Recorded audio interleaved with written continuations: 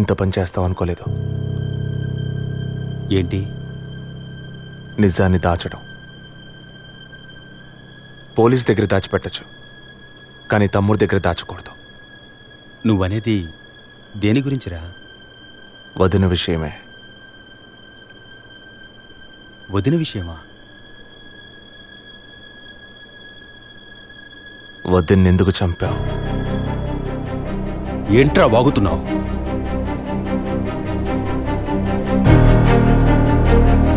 నిజంగా వదిన కడుపులో ఉన్నది నీ బిడ్డేనా?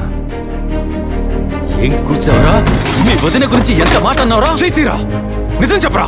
పోలీసు అని ఏమైనా మాట్లాడతావా? నిజాన్ని నువ్వెందుకు దాచావు? దాచడం తప్పని నీకు తెలీదా? నేనేం దాచానురా?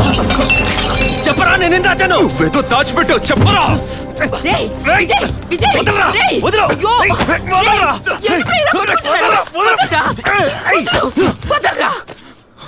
ఏమైందిరా మీకు? ఏం పనిరా ఇది? అమ్మా, వదిన విషయంలో వీడేదో దాస్తున్నాడు, చెప్పమను. రేయ్, పిచ్చి పట్టిందా నీకు? నేనేం దాచిపెట్టలేదురా. రేయ్, తను చనిపోయిందని బాధపడాల్సింది పోయి మీరు కొట్టుకున్నారేంట్రా? వదిన తనంతట తను చావలేదు, మీరందరూ కలిసే తను చంపారు. ఏమిట్రా నువ్వు అనేది?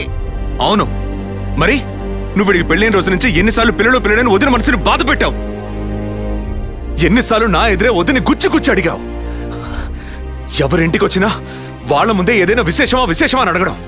ఎవరింటికైనా పోతే ఏం విశేషం లేదు అంటాం. ఎవరో ఒక డాక్టర్, ఏదో ఒక హాస్పిటల్, నీకు కావాల్సిందల్లా ఎలాగైనా వదినకు ఒక బిడ్డ పుట్టాలి, అంతేగా? అదేగా నీకు కావాల్సిందే. ఎన్నిసార్లు వదిన అడుగుంటావు? ఒక్కసారైనా నీ కొడుకుని అడిగావా?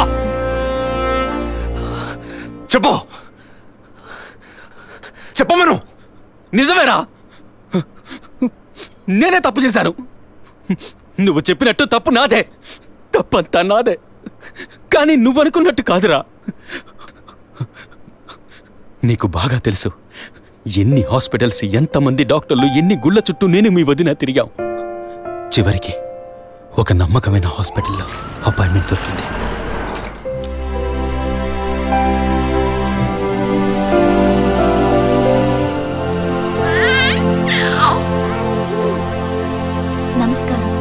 ఫస్ట్ టైం మా హాస్పిటల్కి వచ్చారు కదా?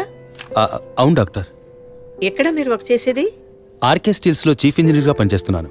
అంటే ఎక్కువ వేడి చేసే చోట పనిచేస్తున్నారన్నమాట. మీ సెక్షువల్ లైఫ్ ఆరోగ్యంగానే ఉంది. పిల్లల విషయంలో మాత్రం మీ స్పర్మ్ కౌంట్, అదే వీర్య కణాల సంఖ్య నార్మల్గా ఉన్నా మొబిలిటీ, స్పీడ్, హెల్దీనెస్ అన్ని వీక్గా ఉన్నాయి. ఇవాళ ఉన్న కపుల్స్లో 150 మందికి ఈ ప్రాబ్లం ఉంది. కారణం వాళ్ళు వర్క్ చేసే చోటు, మెంటల్ స్ట్రెస్, తినే భోజనం అన్నిటి వల్ల. ఇదేం పర్మనెంట్ ప్రాబ్లం కాదు. త్రూ ప్రాపర్ ట్రీట్మెంట్ ఈజీగా మీ వీర్య కణాల క్వాలిటీని అభివృద్ధి పరిచి నార్మల్ గా బిడ్డకి జన్మనివ్వచ్చు. ఈ ట్రీట్మెంట్ ఎన్ని రోజులు పడుతుంది డాక్టర్? కనీసం 1 year పడుతుంది. ఈ ట్రీట్మెంట్ తీసుకుంటే సక్సెస్ అవుతావా? 60% నేను గ్యారంటీ ఇవ్వగలను. మిగతా 40% మీరు నమ్మే ఆ దేవుడి చేతిలో ఉంది. ఒకవేళ ఎక్కువ లేట్ అవుతుందని మీరు ఫీల్ అయితే ఇంకో మెథడ్ ఉంది. ఏం మెథడ్ డాక్టర్? Artificial insemination. అంటే మీరనేది? దట్ మీన్స్ సెక్షువల్ లైఫ్ ద్వారా సాధ్యంగాని విషయాన్ని కృత్రిమ విధానంలో ఇంజెక్షన్ ద్వారా మీ వీర్య కణాలను మీ వైఫ్ అండంలోకి పంపిస్తే చాలు 100% గర్భవతి అయ్యే అవకాశం ఉంది.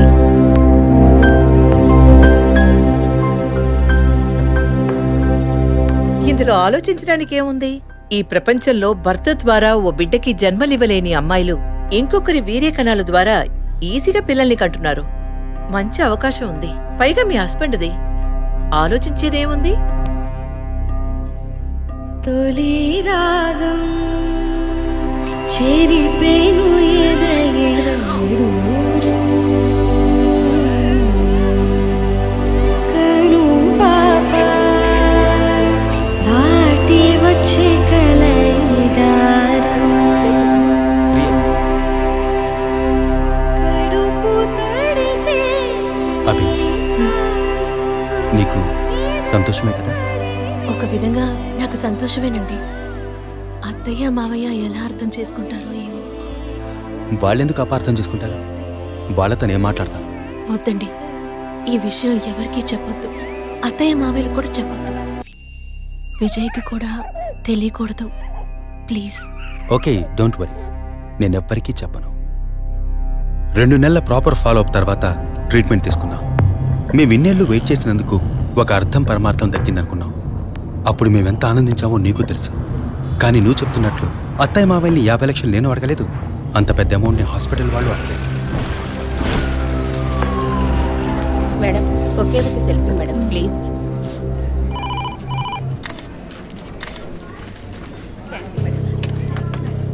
సార్, మీరు లోపలికి వెళ్ళొచ్చు. Thank you. Please be seated.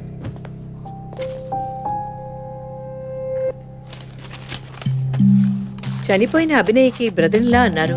Really it's pity about that girl. Suicide చేసుకోవాల్సిన అవసరం ఏమొచ్చింది తనకి? ఇంకో 5 months లో పండంటి బిడ్డ చేతిలో ఉండేది. ఆర్టిఫిషియల్ ఇన్సెమినేషన్ మూలంగా పిల్లల్ని కనడం నిజంగా సేఫ్ అంటారా డాక్టర్? అంత మాట అన్నారేంటి? ఇక్కడ రిస్క్ అనే మాటకి చోట్లేదు. మీ వదిన చనిపోయిందని మీరు ఇలా మాట్లాడడం చైల్డిష్ గా ఉంది. మా వదిన మాత్రమే కాదు, ఆర్టిఫిషియల్ ఇన్సెమినేషన్ చేసుకున్న ఇంకో 3 చనిపోయారు. ఇది చైల్డిష్ గా ఉంది కదా? ఎక్స్క్యూజ్ మీ, మీ వదిన గురించి అడిగారు, చెప్పాను. ఎందుకు అనవసరంగా వేరే వాళ్ళ గురించి అడుగుతారు? పోలీస్ అంటే అడిగి తీరాలి.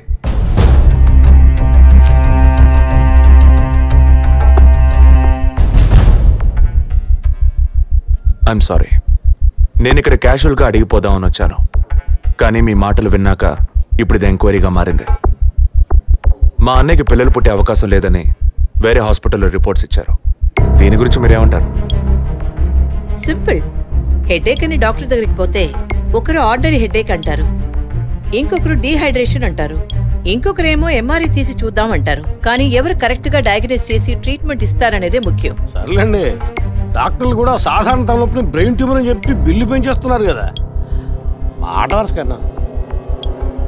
ఎందుకు ఈ డౌట్? బయట మీరు చూసారే, టీవీ సెలబ్రిటీస్ మదన్ కౌసల్య వాళ్ళు కూడా ఇష్టమయ్యి ఆర్టిఫిషియల్ ఇన్సెమినేషన్ చేయించుకున్న వాళ్లే. ఆ రికార్డ్స్ అని కూడా మేము సీక్రెట్ గా మెయింటైన్ చేస్తున్నాం. సీక్రెట్ గా బిల్డ్ చేసిన వాళ్ళు సెల్ఫీ తీసుకుని ఫేస్బుక్ లో పెట్టినట్టు సీక్రెట్ బాగా మెయింటైన్ చేస్తున్నారు. Keep it up. Anyway, legal గా మీ ఫ్రాంచైజీలో ఉన్న ఏ హాస్పిటల్స్ లో ఆర్టిఫిషియల్ గర్భధారణ చేస్తున్నారో అది మాత్రమే కాకుండా ఎంతమంది క్లయింట్స్ ఇంతవరకు ఈ ట్రీట్మెంట్ తీసుకున్నారో నాకు ఫుల్ డీటెయిల్స్ కావాలి. ఇంకా ముఖ్యంగా మీ హాస్పిటల్ రిపోర్ట్స్. అవి ఇండియన్ మెడికల్ అసోసియేషన్ లో దొరుకుతాయి. But you need legal permission for that. అంత త్వరగా మీకు అందవు. మీ హస్బెండ్ ఈ హాస్పిటల్లో డీన్ మాత్రమే కాదు, మీరన్న అదే ఐఎంఏలో one of the board member కూడా. సో మీకు వీలవుతుంది. Manual and all the system reports ఒక్కటి కూడా మిస్ అవ్వకూడదు.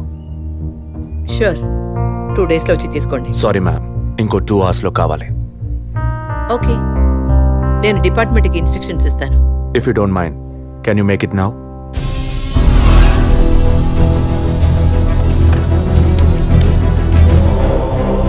మన హాస్పిటల్లో ఏ ట్రీట్మెంట్ చేయించుకున్నా all patients full details send me immediately. Thank you doctor. ఫర్దర్గా ఎప్పుడు ఏ డీటెయిల్స్ కావాల్సి వచ్చినా మిమ్మల్ని కాంటాక్ట్ చేస్తాను. షూర్.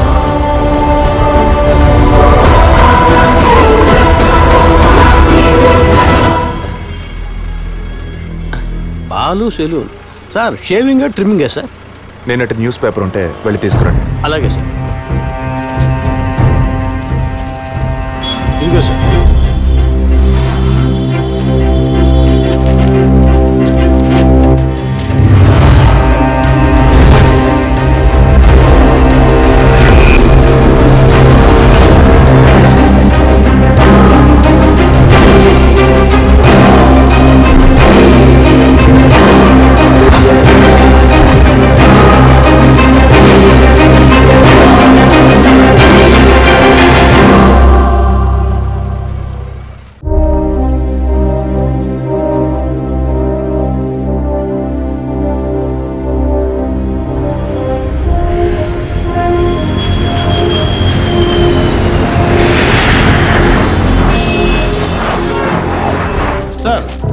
వరం హాస్పిటల్లో ఆర్టిఫిషియల్ ఇన్సెమినేషన్ ద్వారా గర్భవతులైన అందరినీ విచారించారు సార్. అందులో జెసికా, మీ వదిన అభినయ, పద్మ ఇలాంటి 6 మాత్రం గర్భవతులయ్యాక ప్రాణంతో లేరు సార్. ఈ 6 నేచురల్ డెత్ కాదు సార్. ఏ కారణం వల్ల చనిపోయారో వాళ్ళ ఫ్యామిలీస్ కూడా తెలియదు సార్. తప్పు ఎక్కడుందో ఎలా జరిగిందో కనుక్కోలేకపోతున్నాం సార్. హాస్పిటల్లోనా లేక కోఇన్సిడెన్సా? ఒకవేళ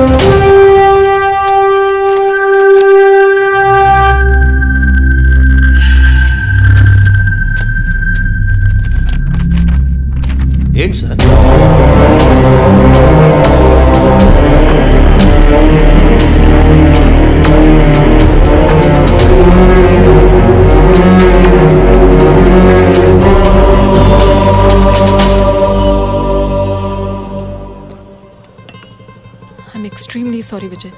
ఆ రోజు మీ వదిన గురించి నా ఫ్రెండ్ చెప్పింది నీకు చెప్పాను. అయినా తప్పే. నేను జెసికా కేసు విషయం మీద తిరుగుతున్నప్పుడు వదిన నన్ను ఎగతాళిగా అడుగుతూ ఉండేది, ఇదేమంత పెద్ద కేసు, కావాలంటే నేను హెల్ప్ చేయనా అని. ఇప్పుడు వదినే జెసికా కేసులా అయింది.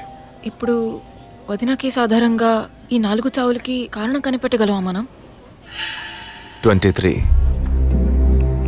అదే దీనికి సమాధానం చెప్పాలి. ఆ హాస్పిటల్లో మాత్రం ఈ 6 ఏళ్లలో 436 ఆర్టిఫిషియల్ ఇన్సుమినేషన్ ట్రీట్మెంట్లు జరిగాయి. అందులో 6 పోయారు. వీళ్ళు మాత్రమే కాకుండా మిగిలిన వాళ్ళ ఫైల్స్లో 23 అన్న కోడ్ను ఉపయోగించారు. అంతకన్నా ముఖ్యంగా అన్నయ్యకి ఇంట్లో వాళ్ళకి తెలియకుండా వదిన వాళ్ళ అమ్మ నాన్నని 50 లక్షలు డబ్బు అడిగింది. అన్నయ్యకో హాస్పిటల్కో అవసరం ఏమాత్రం లేని ఆ డబ్బు ఎవరో 3వ వ్యక్తికి అవసరమైంది. రాత్రంతా ఫోన్ చేశాను. ఏ వైఫ్ అంటే భయమా? బాయ్. రేపన్నా ఆఫీస్కి వస్తావుగా? ఆంటీ, నువ్వు నేను ఐస్ క్రీమ్ తిన్నావని మమ్మీకి చెప్పకే. ఓ చెప్పద్దా? నేను చెప్పకుండా ఉండాలంటే నాకు ఇంకోటి కొనివ్వాలి, లేకపోతే నేను చెప్పేస్తా. ష్యూర్.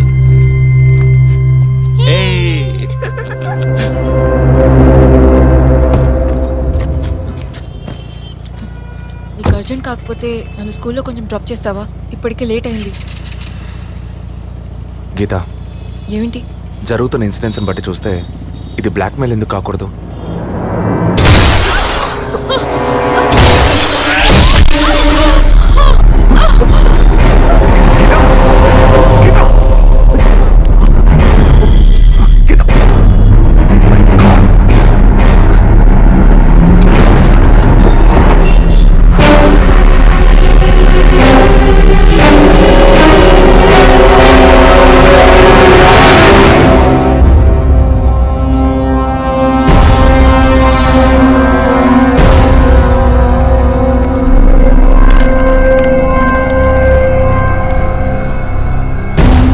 వాళ్ళ ఇంటిని ఒంటిని టచ్ చేయొద్దని అప్పుడే చెప్పాను, విన్నావా? అందుకే ఇటువంటి సెంటిమెంటల్ ఎమోషన్స్ని డబ్బుని ఒకటిగా కలపకూడదనేది. టచ్ చేయటం తప్పు కాదు, వాళ్ళిద్దరిని ప్రాణాలతో వదలటమే తప్పు. నువ్వు వదిలేసి నన్ననకు. అయితే ఇది పూర్తయ్యేదాకా టీవీ టార్గెట్ని పక్కన పెడదాం. వద్దు, వన్స్ టచ్ చేసాం, బిగ్ టార్గెట్. ఈ అమౌంట్ ఇంకో 2 రోజుల్లో మన చేతికి రావాలి. ఎవరిని నమ్మొద్దు, నువ్వే పూర్తి చేసి చూపు. Got it? Okay.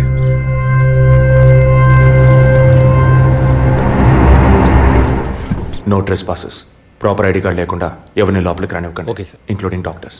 Yes sir. Thank you. Okay sir.